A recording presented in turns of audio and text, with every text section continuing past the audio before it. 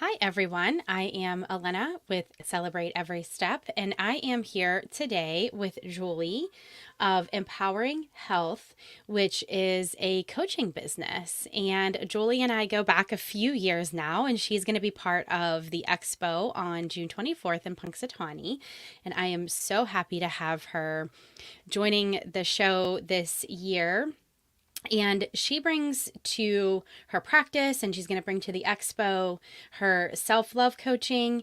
And that really blends in her health coaching, life coaching, self love, and energy healing. She is also a holy fire Reiki master. And so I am just so excited to have you for the expo and to talk with you today. Welcome. Thank you so much. I am really excited, to be part of this and the expo and everything. It's been a while since I've been out there, so I'm excited to get connected again. Yeah, you had to take a little bit of a break due to some of your own health things going on. And so when you told me that you were feeling better and you were ready to get out there, I was like, I know just the place for you to come out of your retirement. So, yay. Yeah, I know it's so great to be feeling good and ready to get out of all that again. Yeah, it's so hard when our health is suffering, whether that is, physical stuff going on or mental and emotional stuff going on. And I know for me, dealing with the Lyme's and Bartonella over the last year and a half, it just took so much out of me. And, it's just like any chronic condition, chronic pain, chronic stomach, any of that stuff, it takes everything you have just to do the basics. And then when you add things on top of that, like kids or animals or a job, we got to pay bills.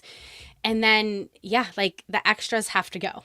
So I am so glad that you're feeling better and can get back to those extras because I don't know about for you, but for me, expos light me up. They give me energy. I love connecting with the community. I love connecting with other vendors. So tell me about kind of what you've been going through and what you're looking forward to and getting back out there. Yeah, oh my goodness, it's been such a journey. I was up and down with some health issues. Migraines played a huge role in all of that. And so I sort of, gave myself time to dig deep into where they were coming from, not Mm-hmm. just physically, but on the emotional side of it all. And so it's quite a job when you start to do that inner work. Yeah.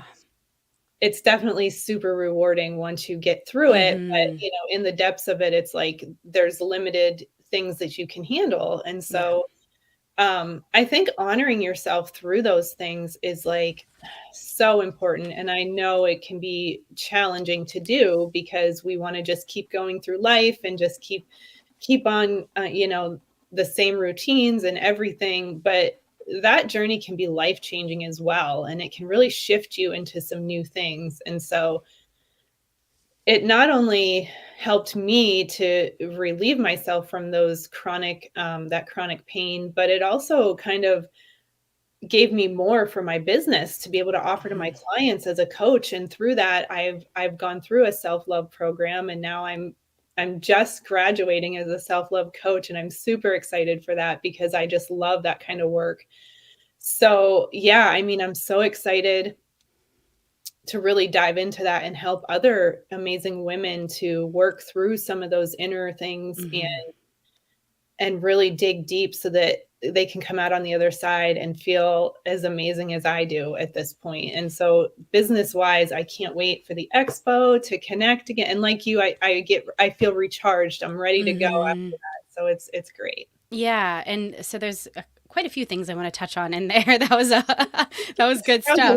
lot. Yeah, it was good stuff. But yeah, it is really interesting. Obviously, with a therapy practice and my hypnotherapy practice, it's all focused on emotional healing, which so they might show up like you did for migraines, but then we needed to go into the underlying mental and emotional things that were contributing to that. And so I see that across the board. It might be a physical condition, but we got to get into the emotions of that, the memories, the feelings, the things that we didn't address, back in time, whether current life or past life, and so that we can feel our best in the here and now. And I do tell people, like, this isn't easy work, but it is worth it. And that's exactly it.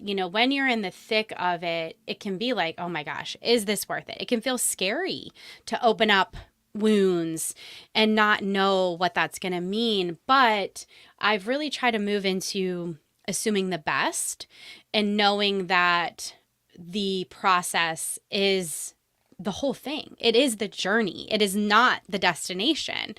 And so I just love that you're talking about that. And the other piece that I wanted to mention was the self-love piece. And that's what I love about the coaching world. I'm kind of in two worlds. I'm in the therapy world and I'm in the coaching world. And those are actually two kind of different things.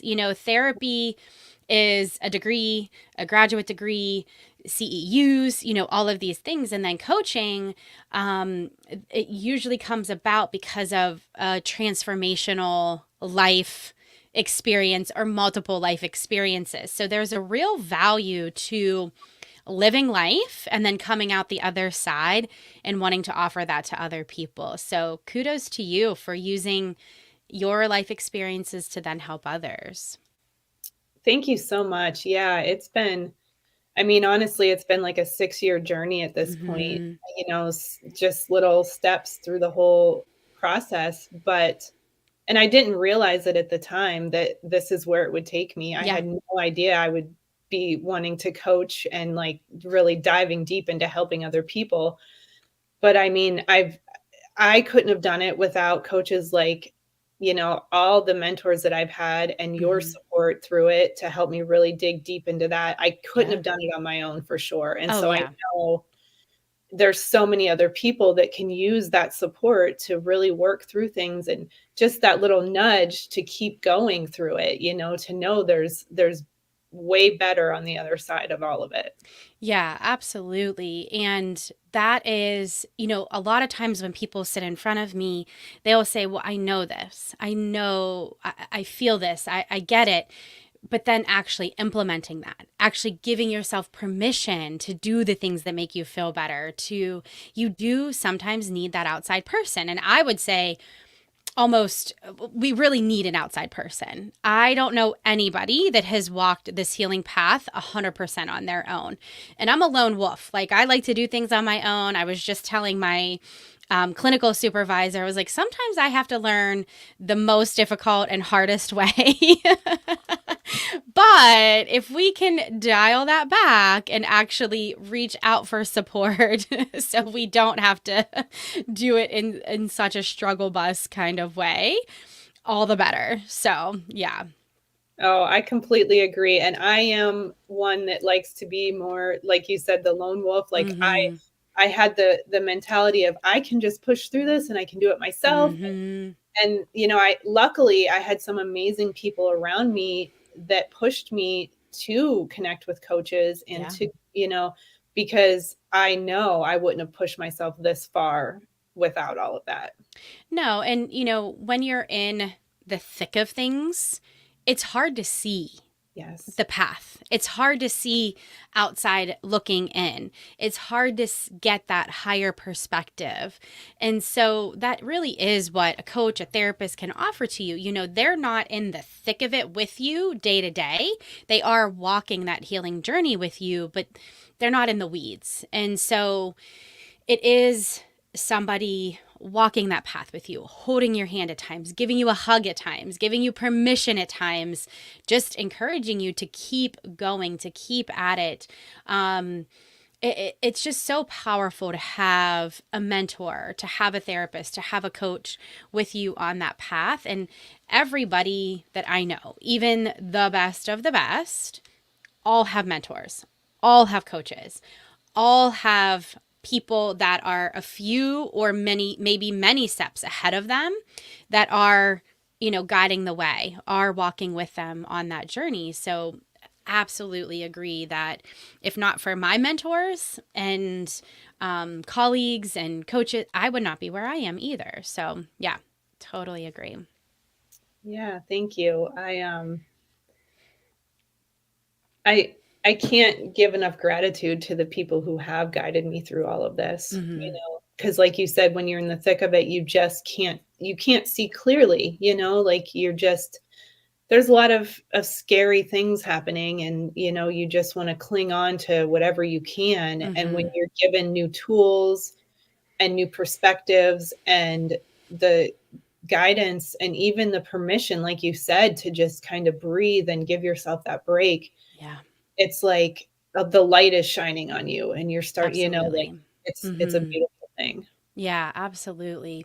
So let's talk self love because this is like my favorite topic. I always say that every single thing that I see anybody for, it boils down to self love, self acceptance, and self forgiveness.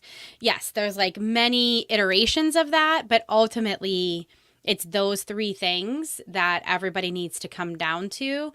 And so, self love is 100% necessary for us to make our way through this life. So tell me about your experience with that and moving through that and what that looked like for you.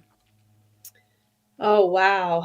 Yeah. So I had the perspective for so long that it was more about me showing up for other people, and like self-love wasn't even a concept for me until I started, kind of connecting with some people who started talking about self-love and how much it recharges you and how, you love yourself, and that just kind of ripples through to all the people around you. And so I thought, okay, this is interesting. I'm going to dig deeper into this. And so I went through an entire year-long program, specifically around self-love, and it went so deep into like being able to connect with your body and your inner self, and being able to just ask the questions and figure out what feels good to you and how you can truly show up for yourself. It's not necessarily about getting your nails done every day or every week, like taking the baths. And those are all beautiful, great things that we should be doing, or whatever feels good to us. But it is about loving yourself enough to be honest and ask yourself the questions and really sometimes make hard decisions. Like Mm-hmm.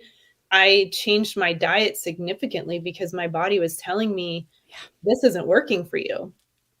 And I went through some fasts and some cleanses that, oh, I'm actually just finishing one up right now. And Mm. oh, you feel so, so amazing. And you just have this so much love for yourself for doing it. And then that ripples out. I just noticed interacting with other people in such a high vibration way because I feel so much better. And so that has helped me to, and it goes in with the emotional stuff too. Like, loving yourself enough to accept where you are right now in this moment and still saying, you know what, it's okay. I'm exactly where I need to be.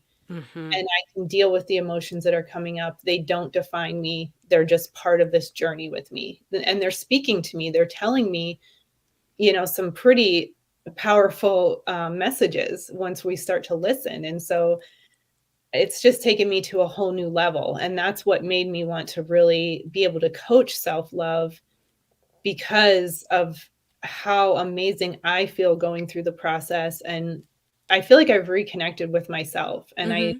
I know myself a little deeper at this point. Oh, yeah, for sure. And I really love what you talked about with the self care because, yes, the massages, the chiropractic, the nails, the hair, all of that matters. I love all of that stuff. But it is the truly looking inward, taking personal responsibility, doing the deep healing emotional work. It is laughing more. It is having more fun. It's all of these very dynamic things. And that's exactly it. Whenever I'm doing sessions with people, we're looking at the physical things. So, that's where I lump in, do you need to do the yoga? Do you need to go for the walk? Do you need the massage? And then we're looking at the mental, what thoughts are affecting you that we can work through and let go of. The emotions, yeah, actually letting them come up, we got to feel them. We got to feel them. And then even getting into creative endeavors and aspects, because our brains need that. We need that to feed our soul. And that last one, nutrition, so important. And I mean, even hydration. I talk to people a lot about hydration, because if you're dehydrated, your brain isn't working. If you're not getting salt and minerals, then those are nutrients that your body needs. And I know for me, with the limes and Bartonella, those two bacteria eat all of the minerals in your body. And so I was having to take mega doses of trace minerals, of magnesium, and my brain did not feel good until I was paying attention to that, until I truly looked at, like, this is what I need. And then sugar, so bad for those two infections. And my heart rate was getting better. And then the second I would have sugar, through the roof again. So I had to get real honest with my sugar intake. And I don't eat processed sugar, but even bananas, because they were a higher concentration, would spike my heart rate. So it was really getting into that nitty gritty, honest evaluation of the food and the drink and alcohol. It just puts my heart rate through the roof. But, I still indulge here and there, because I do like to to drink and chill out and sit around the fire with friends. And, so I try to just be more mindful of that. So I love that you touched on the nutrition piece. Yeah, thank you. I think the biggest thing for me has been around intuitive eating. Mm, Like, you talk about everything that you needed to become mindful of. And I think it's about really, like, connecting in with, what does my body need? Because we're mm-hmm. all so different from each other. Correct. We can follow a certain regimen, but that doesn't mean it's going to work for us if it Mm-hmm. works for someone else. So I think, and that's the biggest thing for me as well. Like, I've recognized a lot of the foods I was eating that I thought were healthy were not serving my body. Yeah. So I really had to get strict. And yes, I indulge sometimes too. I think it's about a healthy balance, and just Mm-hmm. when you're feeling like, okay, you know what, I think I can handle this today, and I'm just gonna, drink more water, help my body Yeah. cleanse it out, and do all the things for yourself, but you're aware of it at that point. Yes. Yeah. And, I just had this conversation with a client this morning. She came in with her kombucha, and I was like, oh, I miss my kombucha, because there was a phase where I was making it and bottling it. But because I have histamine issues, my body doesn't like to detox histamine. I can't do a lot of fermented foods, because that increases your histamines. So, yeah, we can't just blanket say, this is healthy for everybody, because everybody's systems are so different. And, I had to work through some food addiction issues before I could get more intuitive again. And so I did need some outside help with some muscle testing and nutrition response testing to see, like, yes, this is okay for you. No, this is not okay. And really, really, really dial that in, even more than I ever have post those infections. And it's just so fascinating to me. I just love learning more and more and more about how our brains work, how our bodies work, and just how we can do what's best for ourselves. And that may look very different Yeah. from one person to the next. Yes, I agree. I think there's definitely not a one approach for everyone. It's just No. so, because our bodies are so different, and we've gone through different things in our lives, and not only the foods and everything, but we've also, processed emotions very differently. We've got Mm-hmm. our own path, and we store emotions in our body. Yep. And so that can be different from one person to the next, to be able to recognize those things. And so it's just it is very interesting to me. I consider myself a lifelong learner. I have books piled up everywhere, just always wanting to learn more about it all. Yeah, we have a little visitor that came in Oh, behind me here. Luckily, the screen is blurry, and you can only see the top of his head. For those watching, you'll be able to see him. For those listening, just know that my 7-year-old is trying to hide behind my chair. Um, yeah, it is fun to dive into all of that, and I do find that a lot of people have a hard time being honest with themselves. And then also, I know for me, I get caught up a little bit in the frustration of, okay, I eat better than, 90% of the population and I'm still struggling. And are you kidding me that I can't even have bananas? So it is, yes, like while we're talking about practical nutrition, there is a mental piece to that where if I'm living in that place of frustration and anger towards my body and towards food, that's not going to serve me. So, moving through those emotions and allowing myself to just say, like, okay, this is your reality and that is perfectly fine. And what is that going to look like for you? And maybe it's not forever, but for right now, this is what we need to be doing and focusing in on.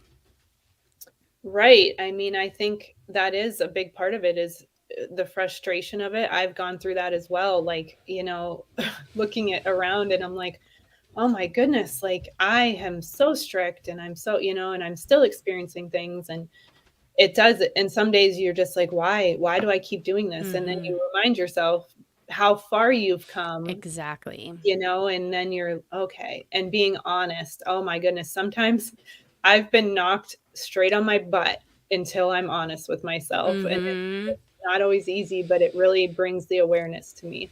Yeah. And that honesty, it's just been coming up a lot lately for people.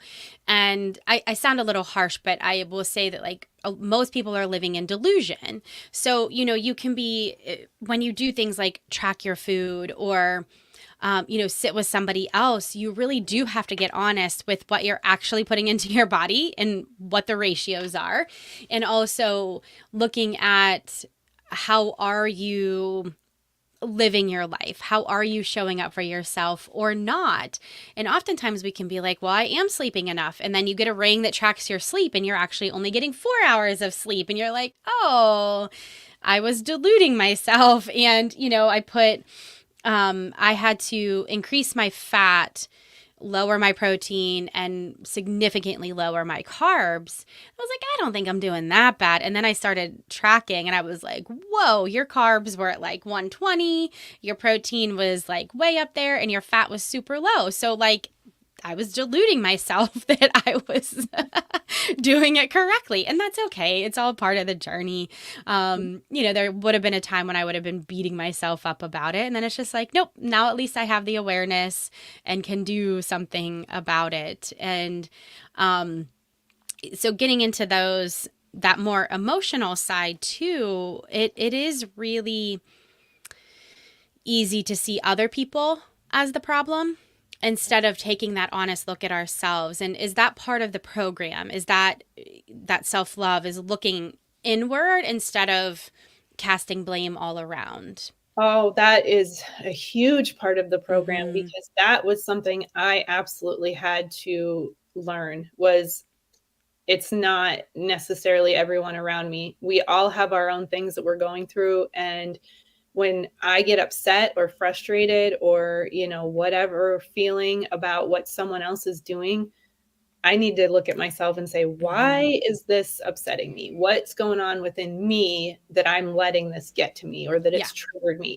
So that is definitely because once we're able to really understand where that's coming from inside of us, it's like you can just breathe, you can kind of get Mm-hmm. through things so much easier because those things eventually the triggers are less and less because you're working through those emotions and you're working through all of the stuff that you're carrying that creates those triggers for you. So, Yeah.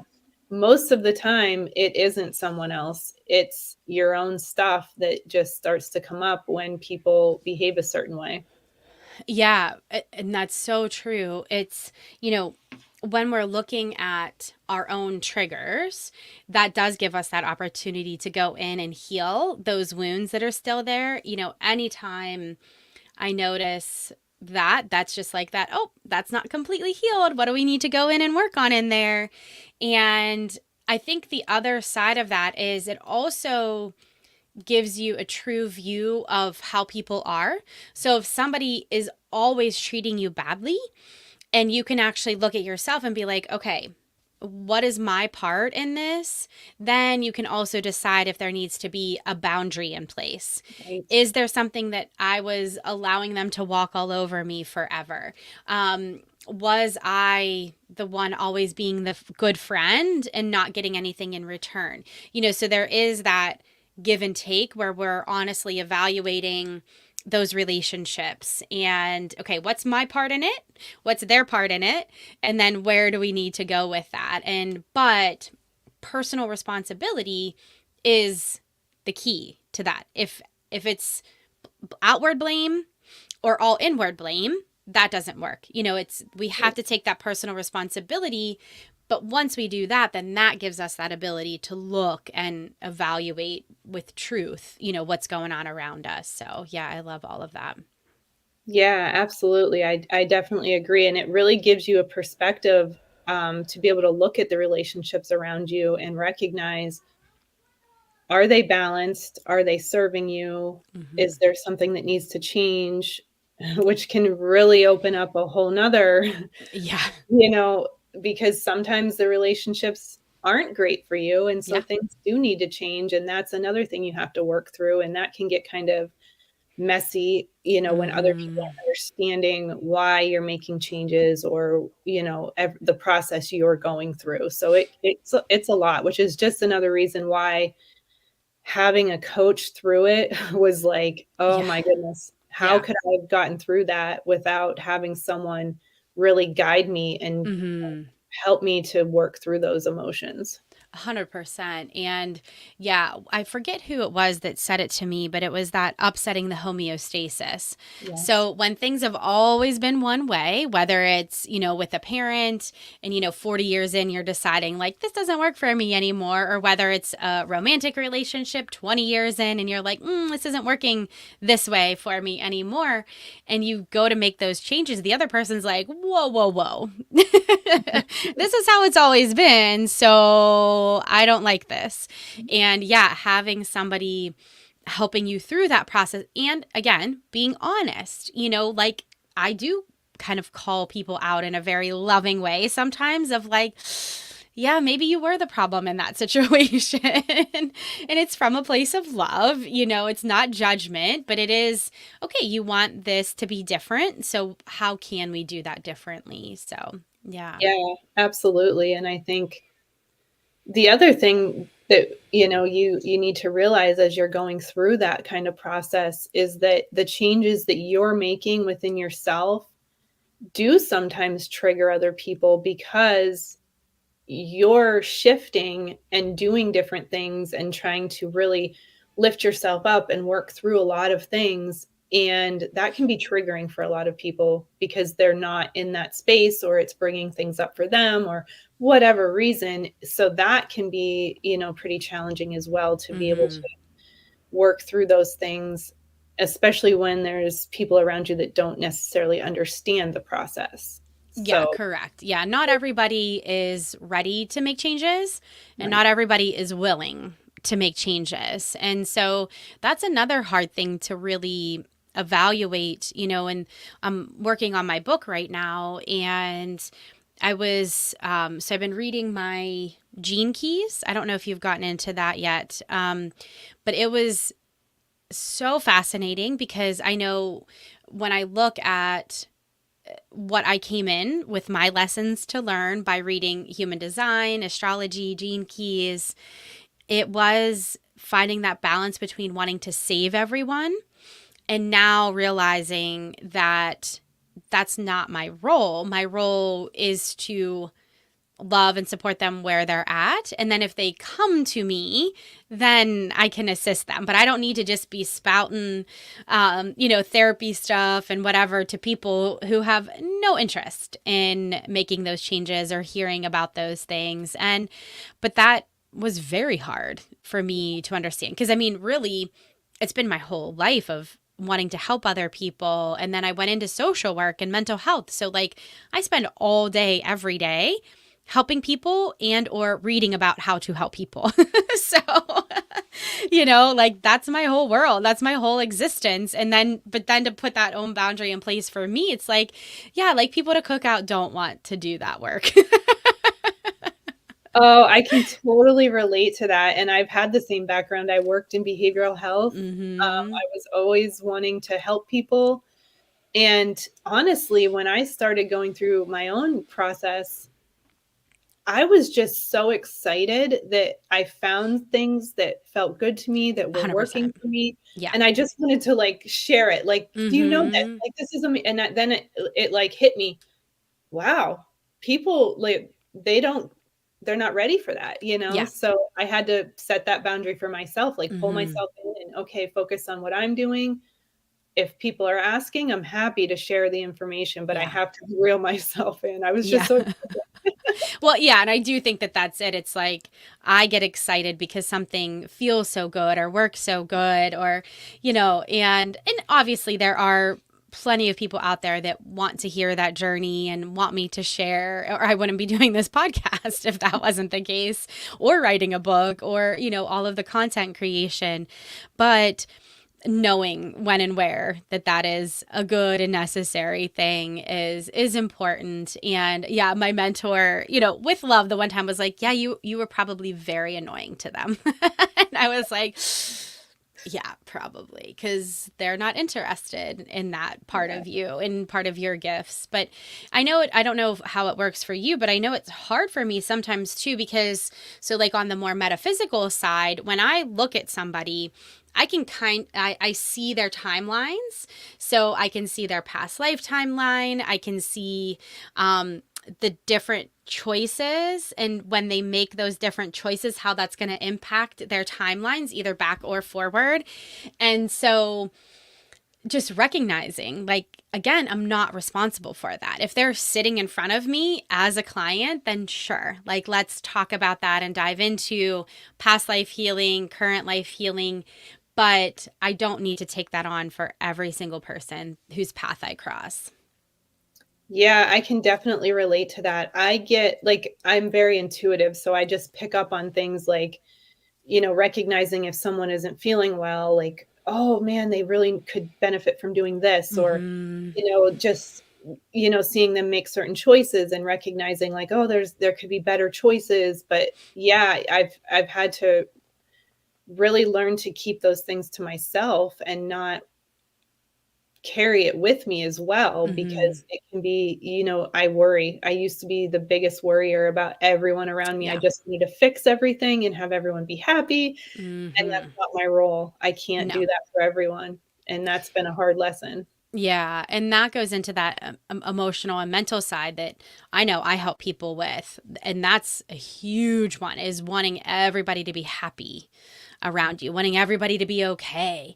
And that's just not the reality. We are not happy all the time. We are not okay all of the time, but oh my gosh, especially when I had my kids and they would get upset or they would be frustrated with something. It just happened this morning. I asked my son to go carry the plants from the front porch to the garden. He lost his mind because he wanted to be doing something else. And before I would have done everything to be like, oh, no, no, it's fine. It's fine. Like, okay, let's, like trying to fix it, trying to solve it, trying to save the situation because I was so uncomfortable with somebody being upset around me. And now I'm like, okay, you can be upset, like feel those feelings, get them out, but you're still going to carry those plants back to the garden.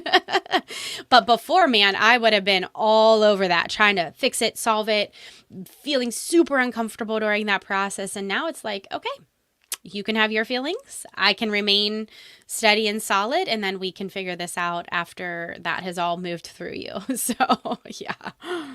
Oh, yes, I can definitely relate. I was the people pleaser, just wanted to, like, have peace, like, let's not, Mm-hmm. and now I recognize, like, we all have our own path, we all have to experience our own things, and so, I just like you said, love everyone where they are, just meet them Mm-hmm. where they are and support them through whatever it is they need to experience. Yeah, absolutely. Okay, so let's talk about what you will be bringing to the expo, which of course will be things that you can contact her for outside of that if you are far away from us. So, you are going to be doing your consults for your self love coaching program. And we'll talk about each of these. You're going to bring Reiki infused crystals and then also offering Reiki sessions. Is that all correct? Yeah, that's correct. Since I actually will be launching some self-love coaching program coming up, I'd love to do some consults and just help Mm-hmm. people understand what it is I do and how I can support them. What I love about it is that it's individualized. It's not just, as we talked earlier, it's not about a one size fits all approach. Mm-hmm. It's individualized to each person. So, I'll be able to do that, get into some, just support around what people are feeling challenged with right now. Um, the Reiki sessions will be about 10 to 20 minutes, just so that someone can experience that, get some great clearing energy, and just, Mm-hmm. know what Reiki's about if they're not familiar with it. Yeah. And yeah, the crystals, I'm super excited to bring the crystals, the Reiki infused. I carry crystals with me all the time. I absolutely love Mm-hmm. them. So I think that'll be a nice little plus. I will have um, a little handout for anyone to take who's interested on some self-love journal prompts if they'd like to get started with Oh, like some excellent. journaling for themselves. Mm-hmm. Oh, I Yeah. love that. That is perfect. And now if people have listened to other episodes, we have talked about Reiki, but if they are picking this up just with you, tell me about your experience with Reiki and how you offer that to other people. As far as my experience, I actually got started. I tried Reiki when I was going through a pretty challenging time in my life, and I had heard about it and I thought, "You know what? I'm going to give it a try. Let's see what happens." And it truly supported me in just feeling more uplifted, feeling relaxed, just kind of taking the edge off so that I could handle the stress in a more healthy way. So the way that I offer it is I provide, like a before we get started, I like to just talk a little, like what's going on? Why is it that you would like some Reiki today? Um, and I give the option of a guided meditation for those who maybe find it a little difficult to just lay on the table and relax right away. I find that a guided meditation is really helpful for relaxing and kind of easing into it. And then afterwards, I like to give a little time to process what the person has experienced, because I love the fact that everyone experiences something different. It's their own whatever it is that they need during that time. And so I provide some support in allowing them to process that and, connect with the messages that maybe they needed, or just, being able to talk through some things. So that's basically how I offer a Reiki session, just that Excellent. added support. Yeah. Yeah, and I think that's right. I struggle with Reiki. I love Reiki, but I like when the person talks to me during. And I like getting the feedback as we're going and not just like a recap at the end. And so I love that you offer it where you are giving them some feedback, having a little bit of conversation as you're going. And I think that just came about because the lady that I saw for Reiki, that's how she did it. And I didn't realize that not everybody did it that way. And then I went and it was like silent. I was like, ooh, I don't like silence. I need some, a little bit of feedback, a little bit of something while we're going through the body. So I love that everybody does it a little bit differently and customizes it not only to their own personality, but also to what their clients need too. So super cool. I love hearing those the different ways that people offer the things. You know, at the expo, we have multiple people offering Reiki. We have multiple people doing oracle cards or tarot cards, but each person is so different. And that's why I wanted to do the interviews so that people can get a feel for everyone. And why I don't mind having more than one person doing the quote unquote same thing, because it is so very different practitioner to practitioner. Of course, using the same principles and all of those kinds of things, but it is just going to be different based off of personalities and life experience and all that good stuff.